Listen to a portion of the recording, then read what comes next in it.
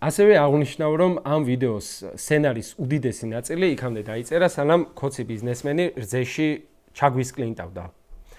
ასე რომ მაღაზიაში რძის ყიდვა ჯერ კიდევ ნორმალური იყო, ახლა არ გირჩევთ. მიუხედავად იმისა, რომ ლაშა პაპაშვილი ქათმის მძღნერს პროტეინად გვასახებს.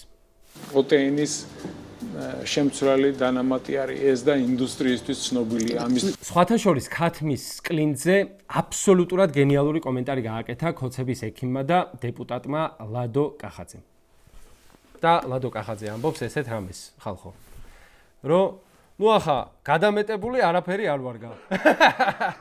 მათ შორის არც მზის ხივი.